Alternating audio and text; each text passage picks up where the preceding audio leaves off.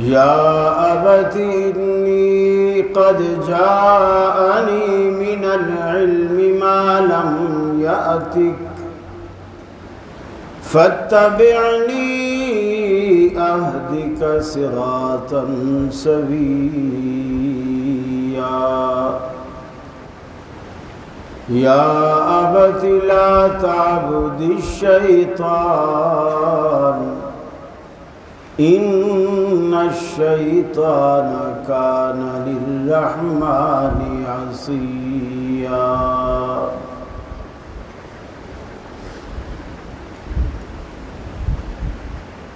عزیز ساتھیوں، دوستوں اور بزرگوں، معزز علماء کرام، ابتدا میں دوست محبت میں تعریف اتنی کر دیتے ہیں کہ پھر اس معیار پہ پورا اترنا ہمارے لیے بہت مشکل ہو جاتا ہے۔ بہرحال آپ دوستوں کی محبت ہے، میں بے حد شکر گزار ہوں کہ آپ ہمیشہ مجھے عزت دیتے ہیں، محبت دیتے ہیں، اور بہت ساری شخصیات یہاں کی ایسی کچھ اللہ کو پیارے ہو گئے۔ محترم ڈاکٹر عبدالرشید اظہر رحمہ اللہ، مولانا عبدالحمید اظہر رحمہ اللہ، اور ہمارے دوست ڈاکٹر عمر فاروق صاحب رحمہ اللہ، اللہ انہیں کروٹ کروٹ جنت نصیب فرمائے، اور پھر ہمارے اسلام آباد کے امیر محترم مولانا حافظ مقصود احمد صاحب حافظہ اللہ، اور ہمارے ایک بزرگ G6 والے محترم مولانا عبدالعزیز رحمہ اللہ،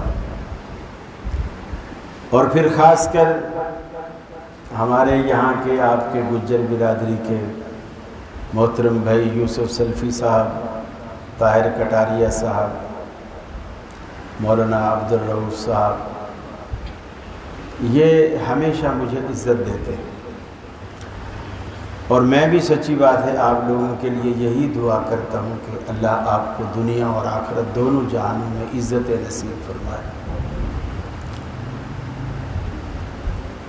تقریریں تو ہوتی رہتی ہیں اور آپ سنتے بھی رہتے ہیں،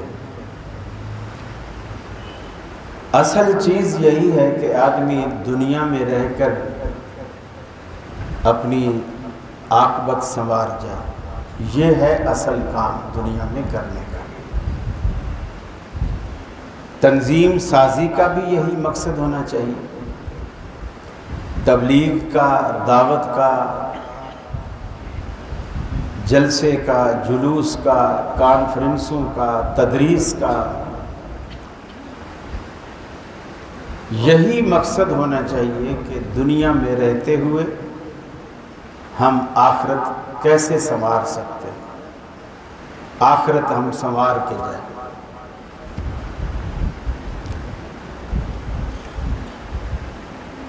اور اس کے لیے بنیاد عقیدہ توحید۔ سیدنا ابراہیم علیہ السلام نے اس دعوت کا جب آغاز کیا، یہ اس کو بند کرو، خاص میرے سر کے اوپر ہے۔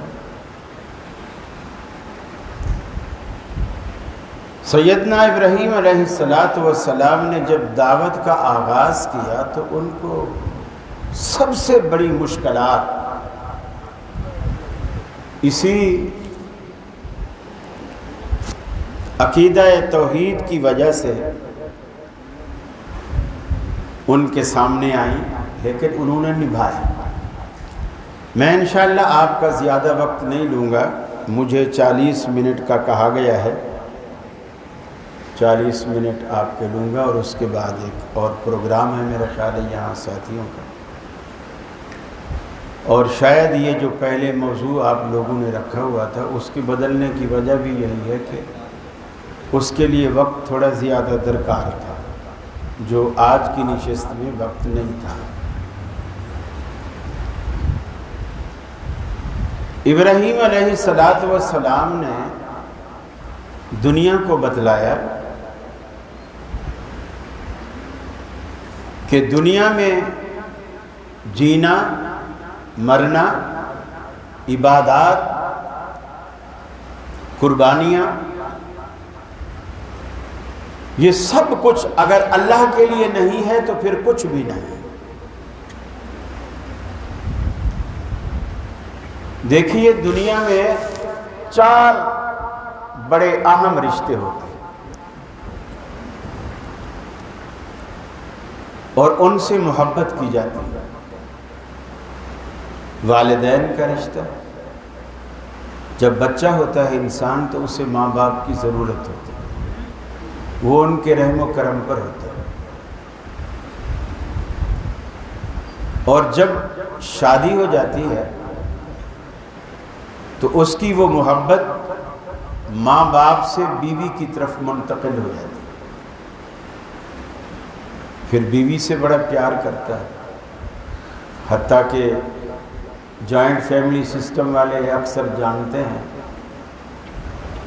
کہ پھر وہ دکان یا آفس سے رات کے 12 بجے بھی آ رہا ہے تو وہ کچھ چیزیں چھپا کر، ماں باپ سے چھپا کر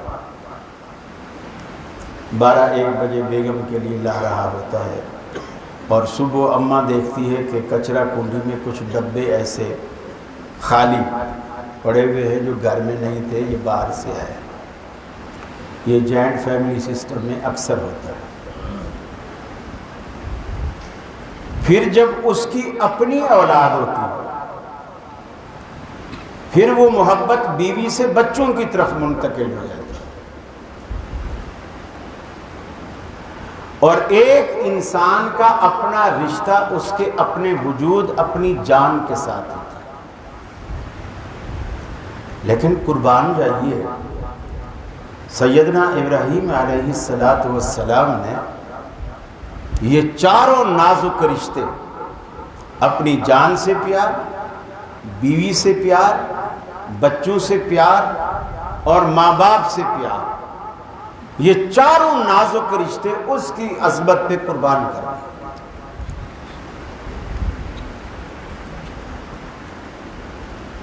فرمایا وَاذْكُرْ فِي الْكِتَابِ إِبْرَاهِيمَ،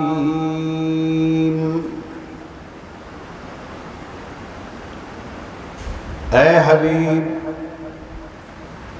محبوبم، وَاذْكُرْ فِي الْكِتَابِ إِبْرَاهِيمَ، کبھی کبھی قرآن کے آئینہ میں ابراہیم علیہ السلام کے حسن و جمال کی جھلک بھی دیکھ لیا کیجیے۔ انہ کان صدیقا نبیّا،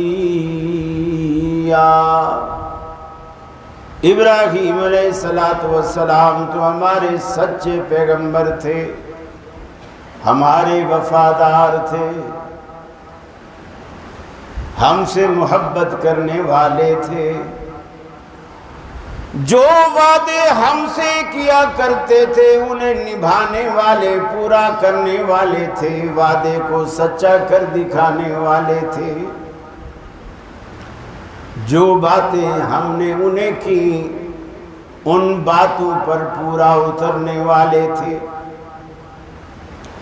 ہم نے انہیں آزمائشوں کی چکی میں پیسا مگر وہ کندن بن کر سامنے نکلے، آزمائشوں کی چکی میں پس کر بھی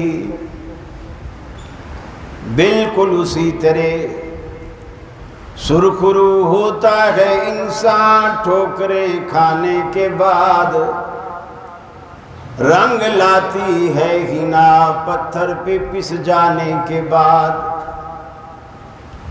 ہم نے آزمائش کی کئی چکیوں میں پیسا،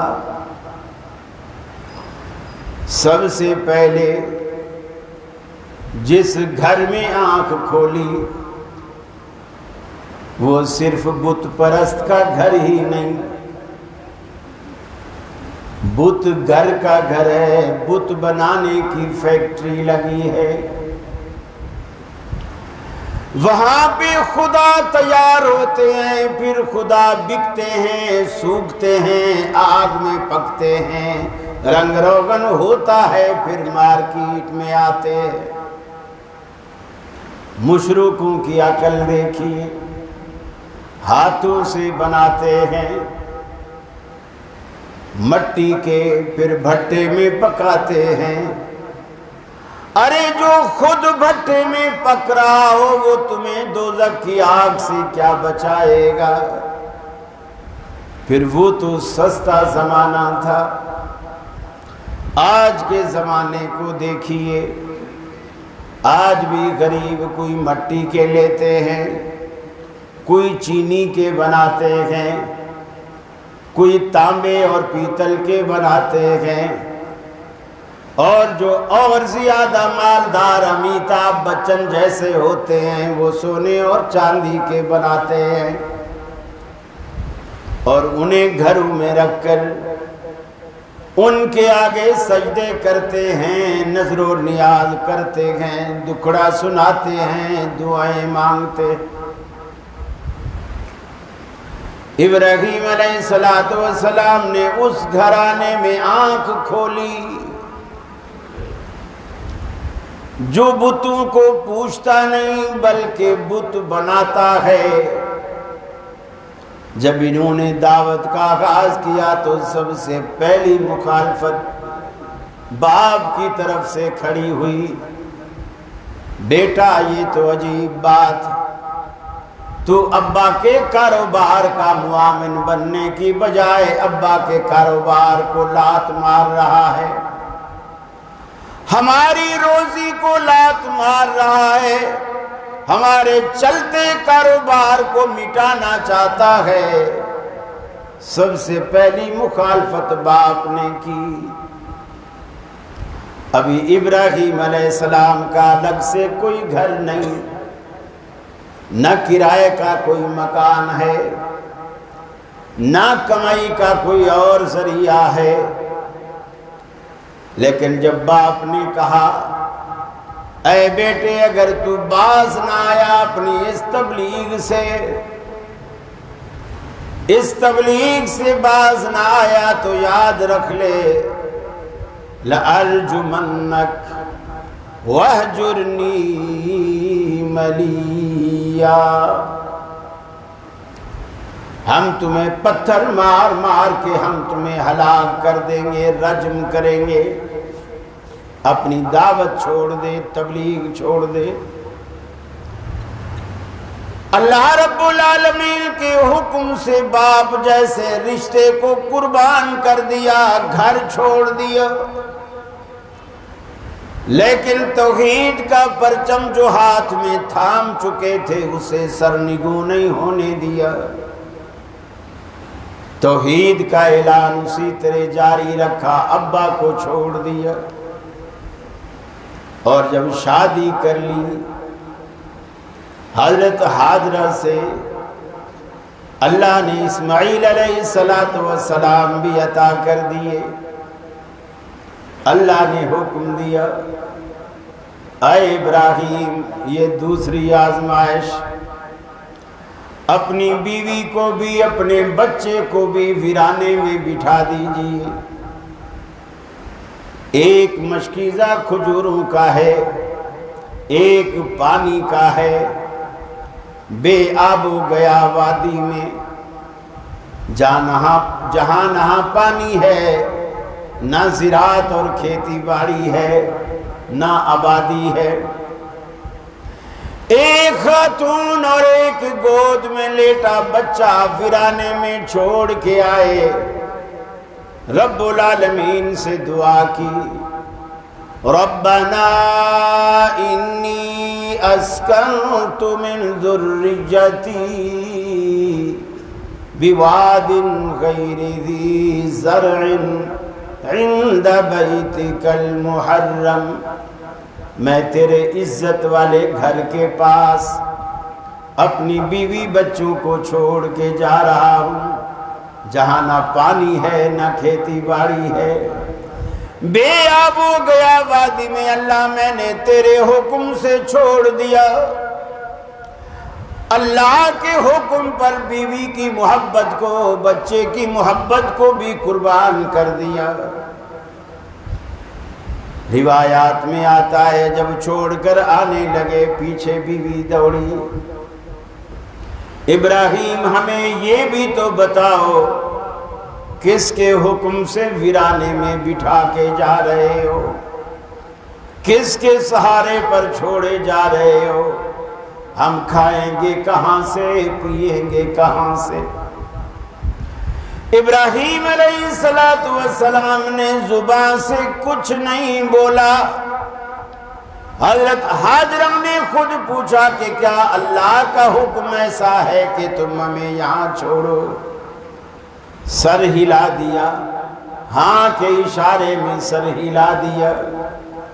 ہاں معاملہ تو یہی ہے، کہا ابراہیم پھر ہمیں آپ کی ضرورت نہیں، جس کی امانت پہ، جس کی ضمانت پہ چھوڑے جا رہے ہو وہ ہمیں ضائع نہیں ہونے دے گا۔ پھر اللہ رب العالمین نے پھر آزمایا۔ ابراہیم حضرت اسماعیل علیہ السلام بڑے ہو گئے، چلنے پھرنے بھاگنے دوڑنے والے سمجھدار۔ اللہ نے کہا ابراہیم اپنے بیٹے کی گردن پہ چھری چلاؤ، وہ بھی اپنے ہاتھ سے۔ کتنی بڑی قربانی ہے۔ آج ہم سے ایک مرغی بھی ذبح نہیں ہوتی، بکرا بھی ذبح نہیں ہوتا۔ بعض لوگوں کو میں نے دیکھا ہے کہ ڈاکٹر سے سوئی بھی لگوائیں تو جیسے ڈاکٹر سوئی اس کے بازو پہ رکھنے لگتا ہے وہ سر دوسری طرف پھیر لیتے ہیں، اس لیے کہ وہ تکلیف دیکھ نہیں سکتے۔ کیا جگرا ہوگا، کیا کلیجہ ہوگا ابراہیم علیہ السلام کا کہ دیکھتی آنکھوں اپنے بیٹے کی گردن پہ چھری چلائیں۔ وہ بیٹا جسے دعائیں مانگ مانگ کر رب العالمین سے مانگا ہو، وہ جو بڑھاپے کا سہارا بننے والا، اس کو اپنے ہاتھ سے ذبح کرنے کا حکم ہے۔ ابراہیم علیہ السلام نے اپنے بیٹے سے کہا یا بنیا، اے میرے لگتے جگر، میں نے خواب میں دیکھا ہے انی اذبحک، میں تجھے ذبح کر رہا ہوں، فانظر ماذا تری، بتا تیری کیا رائے ہے؟ قال یا ابت افعل ما تؤمر ستجدنی انشاء اللہ من الصاجدین۔ انشاءاللہ آپ ستجدنی انشاء اللہ من الصابرین، انشاءاللہ آپ مجھے صبر کرنے والا پاؤ گے، جو اللہ نے حکم کیا ہے اسے کر ڈالیے۔ سیدنا ابراہیم علیہ السلام کی تربیت دیکھیے، بیٹے کی فرما برداری دیکھیے، اسے پیغمبر کے خواب کو اللہ کی وحی سمجھتے ہوئے کہتا ہے ابا جی اس سے بڑی سعادت، اس سے بڑی نیک بختی میرے لیے کیا ہو سکتی ہے کہ اللہ رب العالمین نے قربانی کے لیے میرا انتخاب کیا، اس سے بڑی سعادت کی بات اور کیا ہو سکتی ہے۔ پھر ابراہیم علیہ السلام کو نمرود نے آگ میں ڈالنا چاہا، یا توحید چھوڑ ورنہ آگ میں جا، آگ میں بھی جانا گوارا کر لیا۔ ابراہیم علیہ السلام نے چاروں نازک رشتے اللہ رب العالمین کی توحید پہ قربان کرنے کا سلیقہ سکھایا، اور جب دعوت کا آغاز کیا، تبلیغ کا آغاز کیا، اپنے گھر سے کیا۔ فرمایا یا ابت لم تعبد ما لا يسمع ولا يبصر، اے ابا جی آپ ایسوں کی کیوں پوجا کرتے ہو، کیوں عبادت کرتے ہو، ما لا يسمع ولا يبصر، جو نہ سن سکتے ہیں نہ دیکھ سکتے ہیں۔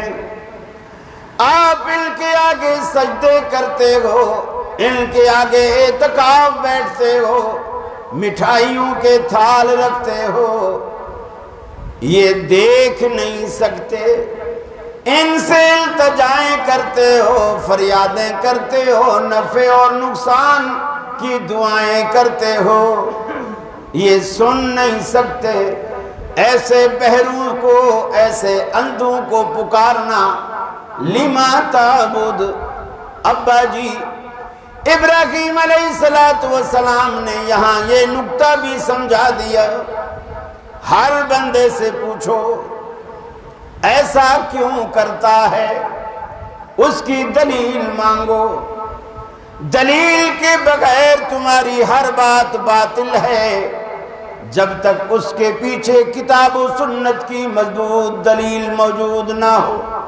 لما تعبد، بیٹا باپ سے کیوں کر کے سوال کرتا ہے، لما تعبد، ابا کوئی مجھے دلیل تو دے، تو اس کی بندگی کیوں کرتا ہے، جنہیں اپنے ہاتھوں سے تراشا ہے، ہاتھوں سے بنایا ہے، اور پھر یہ سن بھی نہیں سکتے، دیکھ بھی نہیں سکتے، آپ ان کی بندگی کیوں کرتے ہو؟ وَلَا يُغْنِي عَنْكَ شَيْئًا، اور نہ آپ کو کسی چیز سے بے نیاز کر سکتے ہیں، کسی بھی چیز سے تمہیں بے نیاز نہیں کر سکتے، یہ تو اپنا وجود بھی نہیں سنبھال سکتے، تمہیں کیا سنبھالیں گے؟ ارے دنیا میں جب بھی آپ کی آیات پیش کر کے مشرکوں کو سمجھانے کی کوشش کریں، وہ جواب دیتے میاں یہ تو بتوں کی باتیں ہیں، یہ تو بتوں کی باتیں ہیں، یہ ہندوؤں کے خلاف ہے، سکھوں کے خلاف ہے، ہمارے خلاف نہیں۔ ہم جن کی بندگی کرتے ہیں وہ پتھر کے بنے ہوئے بت نہیں، وہ تو اللہ کے پیارے ہیں، وہ تو 11ویں والے ہیں، وہ تو 12ویں والے ہیں، وہ تو 10ویں والے ہیں، وہ تو 40ویں والے ہیں۔ اللہ کا قرآن کہتا ہے ان الذین تدعون من دون اللہ عباد امثالکم فادعوہم فلیستجیبوا لکم ان کنتم صادقین،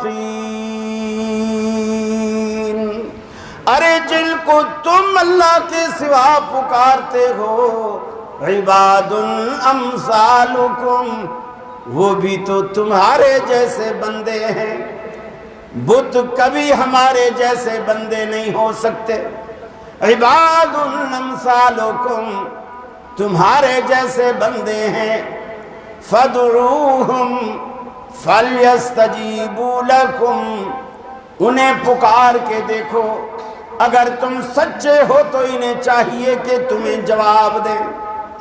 اللہ نے قرآن پاک پہ فرمایا أَلَهُمْ أَرْجُلٌ يَمْشُونَ بِهَا أَمْ لَهُمْ أَيْدِي يَبْطِشُونَ بِهَا أَمْ لَهُمْ أَعْيُنٌ يُبْصِرُونَ بِهَا أَمْ لَهُمْ آذَانٌ يَسْمَعُونَ بِهَا، ارے کیا ان کے اب وہ ہاتھ باقی ہیں جن کے ساتھ یہ چھو سکیں، ان کی آنکھیں وہ باقی ہیں جن سے دیکھ سکیں، کیا ان کے کان وہ موجود ہیں جن سے یہ سن سکیں، کیا ان کے وہ ایسے پاؤں اب موجود ہیں جن سے یہ چل سکیں؟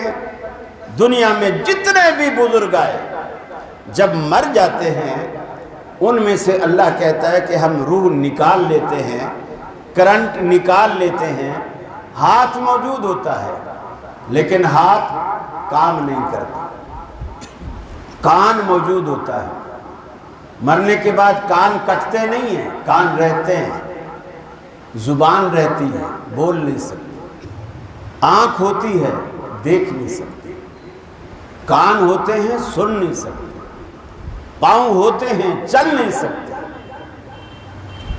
یہ بھی ایک بڑی خاص عقیدے کی بات ہے، اسے پلے باندھیے میرے بھائی۔ اصل روح جو ہے وہ ہمارے جسم میں کرنٹ کی حیثیت رکھتی ہے، کرنٹ موجود ہے، وہ چیز کام کر رہی ہے، بتی جل رہی ہے، پنکھا چل رہا ہے، پانی کی موٹر چل رہی ہے، پانی کھینچ رہی ہے، کرنٹ ہے، یہ سب کچھ ہو رہا ہے۔ جیسا لائٹ جائے گی، جتنی چیزیں اس لائٹ پہ چل رہی ہے وہ ساری کی ساری بند ہو جائے۔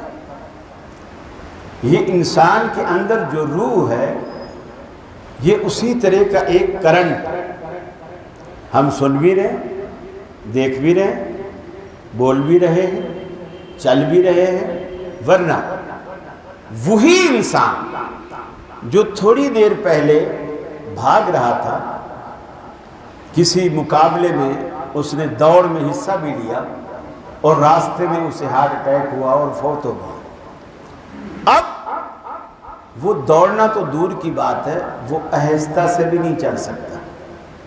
بڑے سے بڑا بزرگ دنیا میں آپ ایک مثال نہیں دے سکتے کہ کوئی بزرگ ایسا گزرا ہو جس نے غاسل میت سے کہا ہو ارے تو پرے ہٹ، میں خود غسل کروں گا، وہ غسل خانے میں جا کے خود نہائے، خود غسل کرے اور کفن لپیٹ کر باہر آ جائے، پھر چارپائی پر خود ہی لیٹ جائے، آپ سے جنازہ پڑھوائے، جنازے کے بعد چارپائی سے نکل کھڑا ہو اور وہ کہے کہ مجھے کندھے پہ اٹھانے کی ضرورت نہیں ہے، میں قبرستان تک خود چل کے جاؤں گا۔ اور پھر لوگ پوچھیں جو جنازہ لے کے جا رہے ہیں اور جنازہ بھی اوپر کندھے پہ نہیں ہے، بھائی کدھر جا رہے ہو؟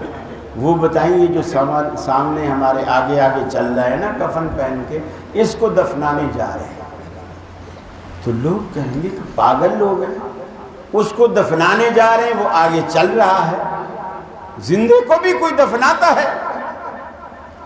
میرے بھائی بڑے سے بڑا بزرگ بھی قبرستان تک خود نہیں جا سکتا، خود نہیں جا سکتا، آپ کے کندھوں کا محتاج ہوتا ہے۔ اور پھر دیکھو شریعت نے کچھ چیزیں ایسی رکھی ہیں، مقصد ثواب بھی ہوتا ہے اور مقصد آپ لوگوں کو سمجھانا اور عبرت دینا بھی مقصود ہوتا ہے۔ جیسے تھوڑے تھوڑے فاصلے پر لوگ آتے ہیں، کندھا بدلتے ہیں، مثلا مسجد سے جنازہ اٹھایا، ابھی وہاں تک جائے گا تو جس نے پہلے کندھا دیا ہوا تھا دوسرا بندہ آئے گا، اس کو ہٹا دے گا اور خود اپنا کندھا دے گا۔ بظاہر تو یہ ہے کہ جی میت کو کندھا دینے کا ثواب ہمیں مل رہا ہے، اچھی بات ہے، لیکن اللہ تعالیٰ یہ بھی دکھاتا ہے کہ دیکھ دنیا تیرے مرنے کے بعد تجھ کو اپنے کندھوں پر بوجھ سمجھتی ہے، ہر سیکنڈ اور منٹ کے بعد لوگ اپنا کندھا بدل رہے ہوتے ہیں کہ تو ان کے کندھوں پر کتنا بھاری ہو چکا ہے۔ مرنے کے بعد ہمارا نام تک بدل جاتا ہے۔ مثلا میری میت اگر چارپائی پر پڑی ہو اور کوئی آئے اور کوئی پوچھے یہ کون ہے، تو کوئی بھی نہیں کہے گا یہ قاری خلیل، لوگ کہیں گے میت پڑی ہو، چودھری ہو، وڈیرا ہو، کچھ بھی ہو، اب وہ میت۔ سب سے پہلے مرنے کے بعد انسان کا نام ختم ہوتا ہے، اور آج ہم دنیا میں جیتے مرتے نام کے لیے، میرا نام میرا نام، سب سے پہلے مرنے کے بعد اس کا نام ختم ہوتا ہے۔ امام صاحب بھی کہہ رہے تھے میت کو آگے لاؤ، میت کا سر ادھر کرو، میت کے پاؤں اس طرف کرو، کوئی نہیں کہے گا چودھری صاحب کو کفن اڑاؤ، چودھری صاحب کو ادھر لاؤ، کوئی نہیں، نام ختم، میت۔ میرے بھائی اللہ سے ڈرو۔ اللہ رب العالمین نے یہ جو دنیا میں ہمیں چند دن دیے ہیں، ان چند دنوں سے فائدہ اٹھاؤ اور ان سے فائدہ اٹھاتے ہوئے اپنے عقیدے سنوار کے جاؤ۔ اپنے عقیدے بنا کر۔ اگر آپ عقیدہ نہیں بنا سکتے، دیکھیے بت بھی نہیں سنتے نا، مرنے والے بھی نہیں سنتے۔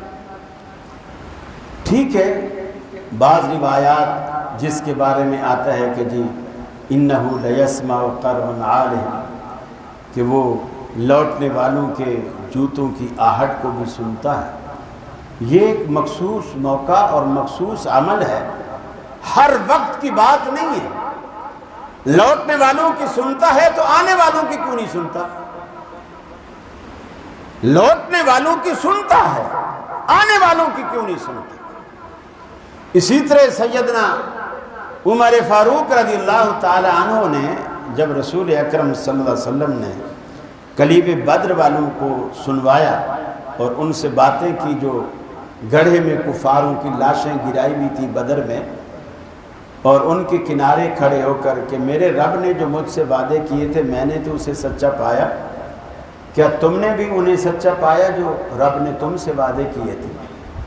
حضرت عمر سامنے آئے اور کہا یا رسول اللہ، آپ مردوں سے باتیں کرتے ہیں، آپ مردوں سے باتیں کرتے ہیں۔ آپ نے فرمایا انہم لیسمعون الآن، اس وقت یہ لوگ سن رہے ہیں میری باتیں، اللہ ان کو سنوا رہا، ان کا دل جلانے کے لیے کہ مجھے دنیا میں غلط سمجھتے تھے اور خود کو سچا سمجھتے تھے۔ آج اللہ نے میری باتیں، جیسے کوئی بچہ کوئی شرارتیں کر رہا ہو، مثلا آپ کی موٹر سائیکل کھڑی ہے، وہ بار بار اس پہ چڑھتا ہو، چھلانگ لگاتا ہو، آپ اس کو بولو بیٹا ایسا نہیں کر، گر جائے گا، مان ہی نہیں رہا، بار بار ایسا کر، آخر وہ گر گیا۔ تو اب آپ اسے بچے کو جب اٹھاتے ہیں نا، اٹھانے سے پہلے اس کو پہلا جملہ یہی کہتے ہیں، مزہ آیا؟ اب میں نے جو منع کیا تھا تو باز نہیں آ رہا تھا، مزہ آیا؟ تو اللہ کے رسول کی جو وہ بات سنوائی گئی وہ اسی لیے سنوائی گئی کہ اب مزہ آیا میری بات نہ ماننے کا، مجھے غلط کہنے کا، نعوذ باللہ، میرے دین کو جھٹلانے کا، میری لائی ہوئی شریعت کو نہ ماننے کا، اب مزہ آیا؟ اور بعض روایتوں میں لیعلمون الآن کے الفاظ میں ہے کہ اب اس وقت یہ جان لیں، اور بعض روایت میں یہ بھی ہے کہ آپ نے حضرت عمر سے کہا اے عمر اس وقت تم ان سے زیادہ نہیں سن رہے، یعنی جیسے تم سن رہے ہو ایسے یہ سن رہے ہیں۔ اب آپ دیکھیے یہ دلائل و شواہد نہیں کہ مردہ سنتا ہے، مطلق نہیں ہے۔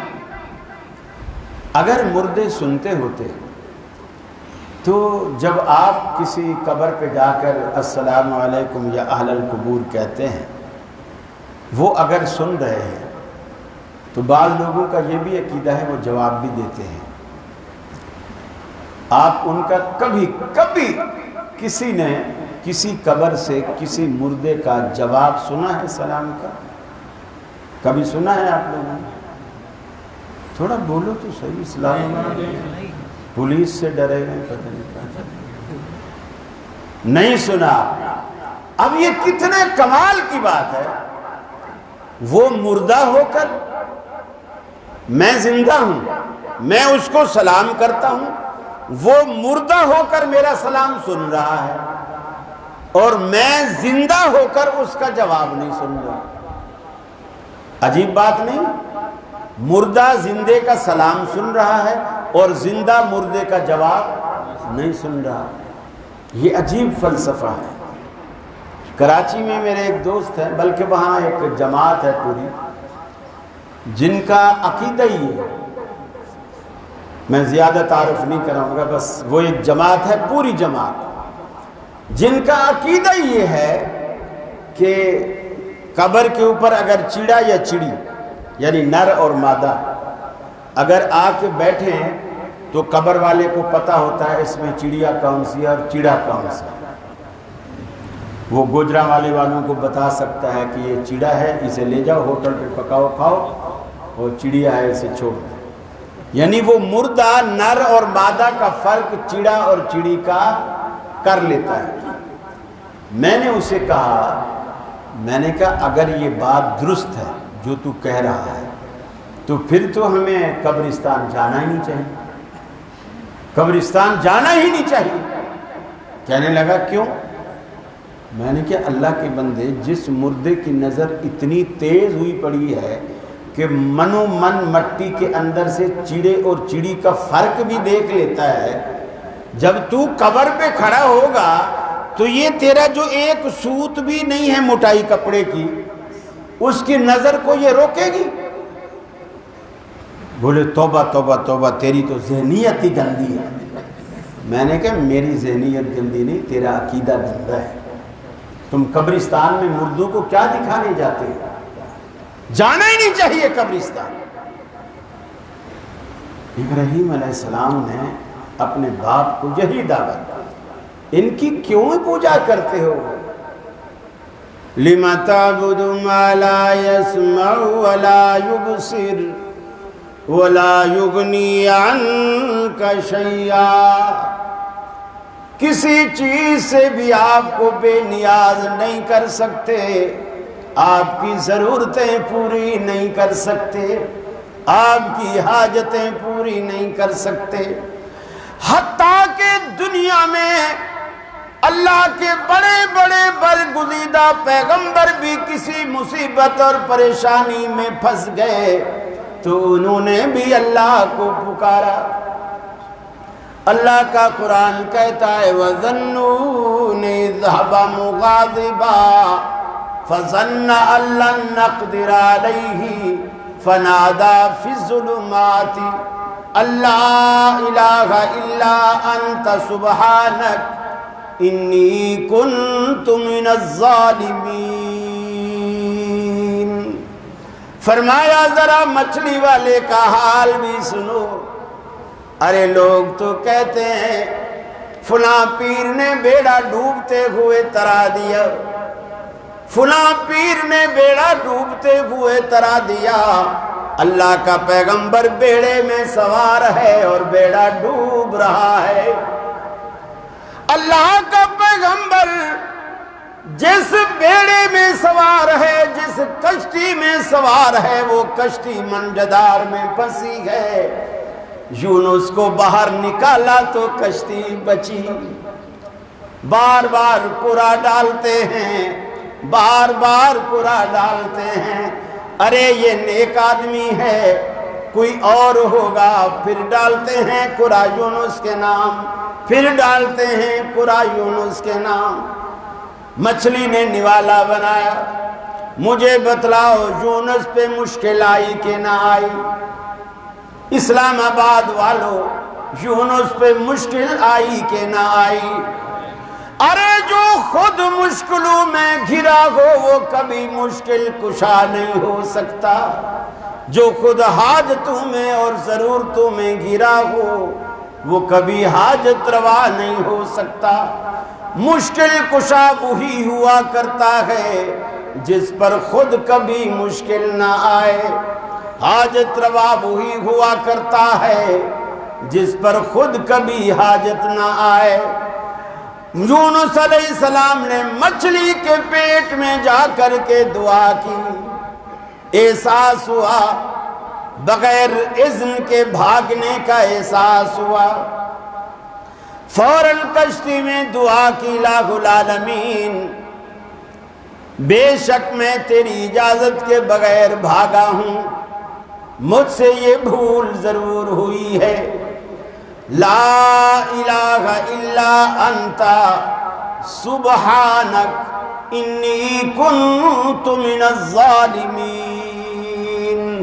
اگر آج تو نے میری مدد نہ کی، اگر آج تو نے مجھے نہ بچایا، میں تو ظالموں میں سے ہو جاؤں گا۔ اللہ کے آگے فریاد کی کس نے؟ اللہ کے پیغمبر نے۔ جس کشتی میں سوار تھا اس کشتی کو بھی اللہ کا پیغمبر پار نہ لگا سکا، مچھلی کے پیٹ میں جا پہنچا، اللہ سے دعائیں کی۔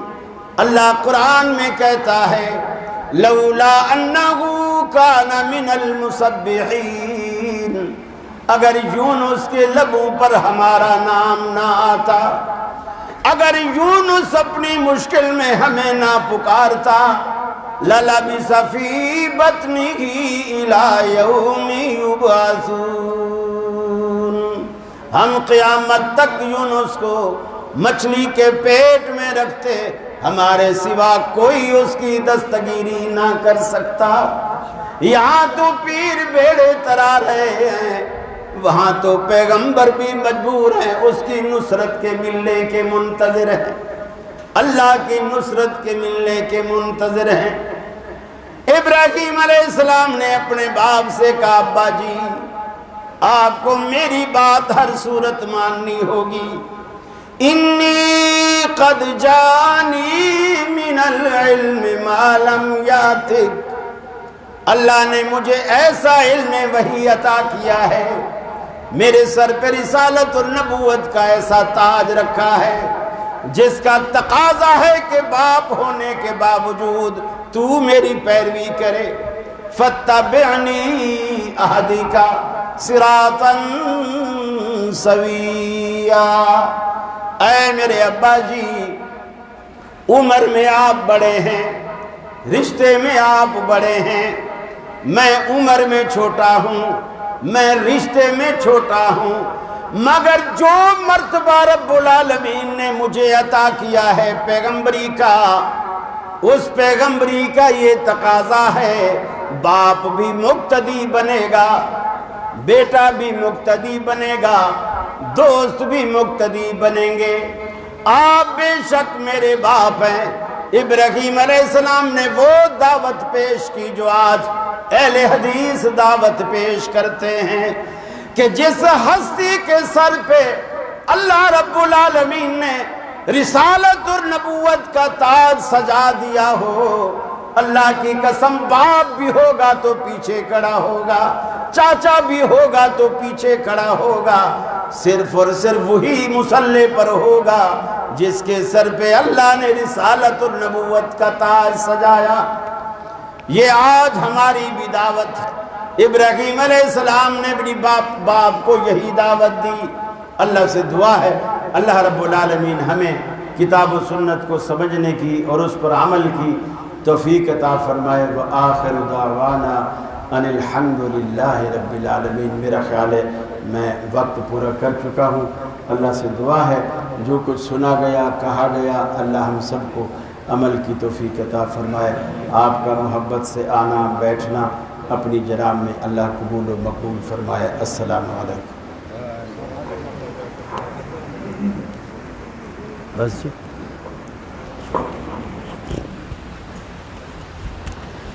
السلام علیکم۔ آپ سے گزارش ہے صرف 5 منٹ آپ سے لوں گا۔ آج الحمدللہ اہل حدیث یوتھ فورس اسلام آباد کے زیر انتظام مقابلہ حسن اذان مسجد میں منعقد ہوا، اور الحمدللہ جس میں پنڈی اسلام آباد سے بھرپور بچوں نے شرکت کی۔ تو اس حوالے سے جن بچوں کو اس میں انعامات دیے جا رہے ہیں تو میں گزارش کروں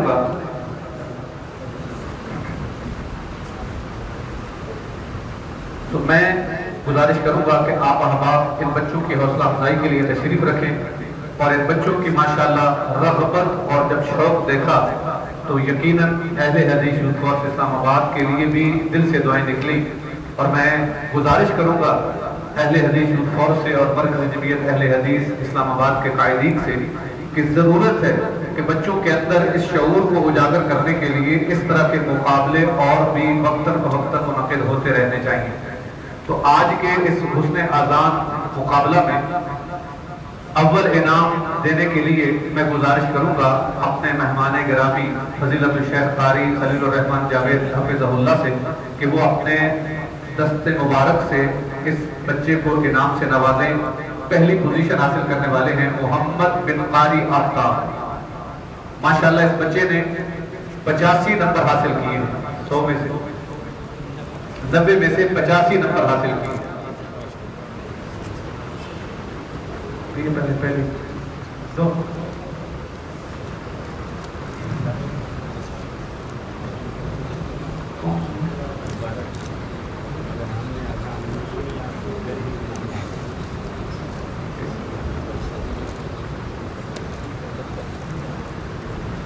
जज़ाकुम अल्लाह खैर। अब मैं दूसरा इनाम देने के लिए गुजारिश करूंगा फजीलतुल शेख हाफिज मकसूद अहमद हफिज़हुल्लाह, अमीर मरकजी जमीयत अहले हदीस इस्लामाबाद। उसने आज़ान में दूसरे नंबर पर आने वाले बच्चा उसको इनाम देने के लिए तशरीफ लाएंगे फजीलतुल शेख हाफिज मकसूद अहमद हफिज़हुल्लाह। और ये बच्चा है मोहम्मद अब्दुल्ला बिन जाहिद महमूद। इस बच्चे ने 90 में से 83 नंबर हासिल किए हैं, माशाअल्लाह।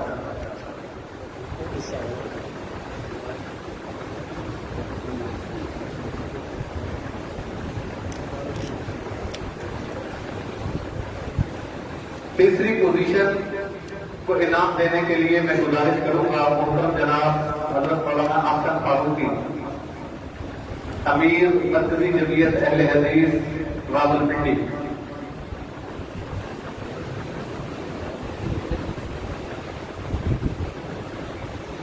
मोहतरम जनाब हजरत मौलाना आसन फारूकी हफिज़हुल्लाह।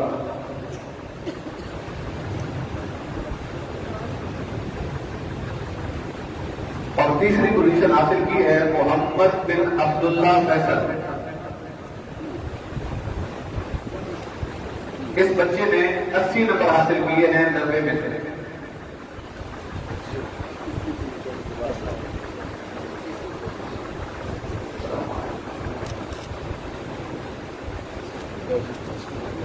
और इसके बाद एजाजी इनामात हैं। और ये जो इस बच्चे ने इसके बाद सबसे ज्यादा नंबर हासिल किए हैं,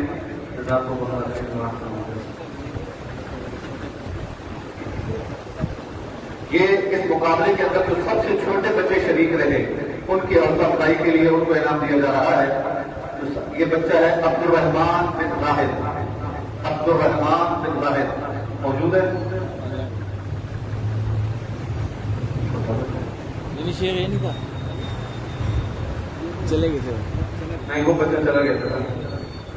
मोहम्मद तलहा बिन उस्मान, मोहम्मद तलहा बिन उस्मान, माशाअल्लाह। अस्सलामु अलैकुम, बारकल्लाहु फीकुम। हसन ज़ियाउल रहमान,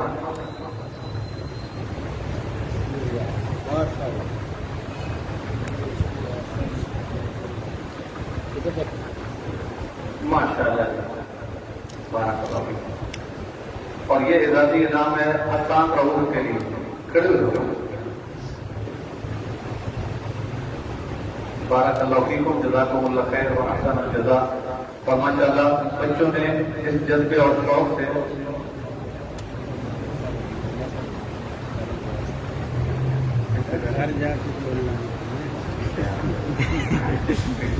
इस हवाले से माशाअल्लाह बच्चों की जो जज बने हैं आज इस प्रोग्राम में जिन्होंने टाइम दिया है, हम उनका शुक्रिया खुसूसी तौर पर अदा करते हैं। कारी अब्दुर्रहमान हाफिज़हुल्लाह, कारी हबीबुल्लाह साहब और कारी उज़ैर साहब, अल्लाह ताला उनकी जिंदगी उम्र में बरकत अता फरमाए। और इस हवाले से जो खुसूसी तौर पर जिन लोगों ने काम किया अहले हदीस की कोर्स में से माशाअल्लाह ये नौजवान साथी अब्दुल मन्नान फारूकी, उस्मान नासिर और इसी तरह साद सौवान, इन बच्चों ने भी माशाअल्लाह भरपूर कोशिश की है। अल्लाह ताला सबकी कोशिशें कबूल फरमाए। और मैं इस प्रोग्राम के इनेकाद पर खुसूसी मुबारकबाद पेश करता हूँ अहले हदीस कोर्स इस्लामाबाद को। और मैं चाहूँगा कि आइंदा भी वक्तन फवक्तन इस तरह के इनामात और मुकाबलाजात मुनक़िद किए जाए ताकि बच्चों के अंदर ये शौक बेदार होता रहे और बच्चों का दीन के शायर के साथ मोहब्बत और प्यार जो है बढ़ता रहे। जज़ाकुमुल्लाह खैर व अहसन अल जज़ा। अब आज जो हमारी मीटिंग है पिंडी इस्लामाबाद के